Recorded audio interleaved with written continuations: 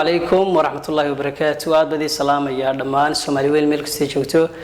كرهان رير سومالي لان واحد شري فيديو هران دوبني أنا وش عيني حسب السياسة كاسو إن شاء الله أنا لقى سويدية سؤال بدن ما أنت فيديو قلنا إحنا نقول في هذه السنة إن شاء الله هنا سؤالها كجوابه واللي بس يكوب كوبا هل كان حنود يرسن إلا لح سؤال دون السويدية marka waxa jeclaystay su'aalaha inaan dadweynaha ka qanciyo ama ba si fiican ugu sheego su'aasha koowaad hadii aan eego su'aasha koowaad wuxuu leeyahay ra'yigan wuxuu soo dhibtay wuxuu yiri waxaan la wadaagtaa magaca xisbiga ama urur siyaasadeedka ku dhawaaqday magaciisa haddii isku dayo su'aasha ama ba su'aal ka jawaab kulli wax waliba waxay ku haboon yihiin waqtigeeda in lala sugo marka insha Allah ka horreeymayno dhawaana waxa filaya insha Allah in la furi doono xisbi siyaasadeedkii kaas oo xisbiga fadan la furi doono marka waxaan doonayaa insha Allah anagu dhalinyaro inaan qayb kamid ah noqono oo aan isbuujino insha Allah bidnillaahi kariim hadii aan isku dayo su'aasha labaad wuxuu yiri muxuu ka shaqeynayaa xisbigu bismillaah hadaan isku dayo su'aashaas xisbigu wuxuu ka shaqeynayaa horta xisbigu waa xisbi dhalinyaro sidoo kale xisbigu wuxuu ka shaqeynayaa horumarinta wadanka wax kale oo baxsan oo ka shaqeynaya ma jiro marka insha Allah haddii su'aashaas si fudud uga jawaabana waxaan leeyahay xisbigu insha Allah way isku haynta dalka iyo dadka waliba xisbigu wax ka shaqeyn doona 100% dhalinyaro sano rajaynayna 100% su'aasha saddexaad haddii aan isku dayo wuxuu yiri dhalinyaradu shaqo ma ka helaysaa xisbiga horta aad oo maasantahay su'aashana waa su'aal muhiim ah 100% dhalinyaradu xisbiga insha Allah oo ka shaqeyn doonta oo xisbiga kaliya ma wadanka oo dhan insha Allah bidnillaahi kariim maadaama ay wadanka imka haystaan dad waaweyn oo magaranaysa dhalinyaro insha Allah maskaxdooda cusub tahay fikir la imanaya wanaagsan markeen doona insha Allah hadii Ilaahay noo suurta galiyo oo hadii ay dhalinyaradu istaageerto gacmaha isqabsato marka su'aashaas hadii aan ka jawaabo xisbiga waxa ka shaqeyn doona insha Allah 99% dhalinyaro waayo maanta wadanku wuxuu u baahan yahay dhalinyaro uma baahna oday waayeele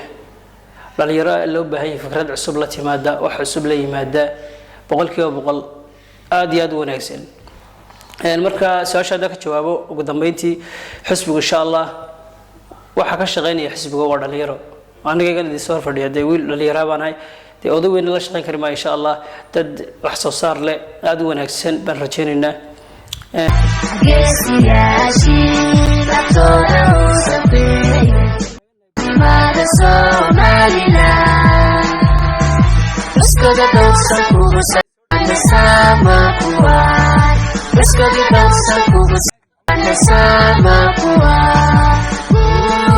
su'aasha hadaan isku dayo wuxuu yiri wadanka hadii dhalinyaro loo dhiibo sidoo ku dambeyn hadaan isku dayo su'aasha kullu Ilaahay wuxuu ku dambeeyay sababta tahay wax maqan oo fogde laga warrami karo laakiin hadii aan fikirkayga ka dhibto kullu dhalinyaradu insha Allah wax rajaynayeen inay la timaado waxyaabo cusub ay hore u socoto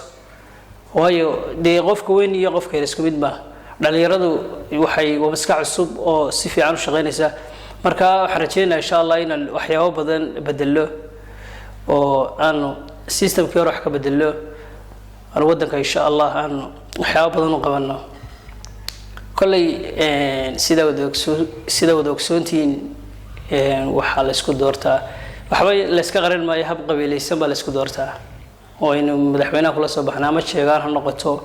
ambaba ha noqoto qaabo kale loo heshiiyay marka insha Allah waxaan rajaynayaa oo la ifdaam dhalinyarada Soomaaliland ay noqoto mid meel wada socota isku fikra isku mowqif oo aanu noqon xisbi gaar loo leeyahay oo u furayaan dhalinyarada reer Soomaaliland dhamaantood meel kasta joogan la soo dhaweynayo welcome la leeyahay kulli kana wixii weydiiyay su'aashana waxa la weydiiyay wuxuu yiri bal waxaad noo sheegtaa ku xigeenkaaga iyo cid uu yahay yaa dooma santii horta marka hore su'aashan talo waxaan kaga jawaabaa durdabaalka hab qabiilaysan baa soo gashay Soomaaliland hadii aan isku dayo ku-xigeenka xisbiga insha allah horta dee weli xisbiga uma gaadhine insha allah marka ku dhawaaqna waxyaabo badan aad ogaan doontaan insha allah dee waxaa leeyahay soo dhaweeya su-aasha u dambaysa wuxuu yidhi dowladdu waa maxay se ma sheegi waxyaabahaad qaban lahay wuxuu yidhi laba su-aalood baa halkaas raaciyay wuxuu yidhi dowlad horta marka hore waa maxay dowlad dad maqasho waa maxay marka labaad su-aasha labaad sii raaciyna waxay tahay ma sii sheegi waxyaabahaad qabanayso haddii su-aasha hore isku dayo horta dowladda la sheegaa waa shacab waa dowladda la sheegaa waa shacab intan dowladda iyo madaxweynaha iyo wasiiradiisa waa golo guudan laakiin dowladda dad maqasho waa shacabkeeda dowlad shacabkeeda wax ku tahay dowladduna waa shacab shacabkuna waa dowlad su-aashkii wuxuu yidhi maxaad waxyaabaad qabanayso bismillaah haddii aan isku dayo su-aasha insha allah dib baan u dhigan doonaa dee haddaan maanta aan sii idhahdo waxaasna sii qabanaya allah miyaan dhisaya waxaan ku uri dhulka waxaan u bedelayaa cagaar waa qalad weeye sababta tahay wax walba lagama hordhaco soomaalidana deg deg baa lagu saday 90% waxaan rajeynayaa insha allah inuu noqdo xisbi dhalinyarada u furan soo dhaweysa oo dhalinyarada waddanka u shaqeysa insha allah intaasan kaga baxaya wassalaamu calaykum waraxmatullaahi wabarakaatuh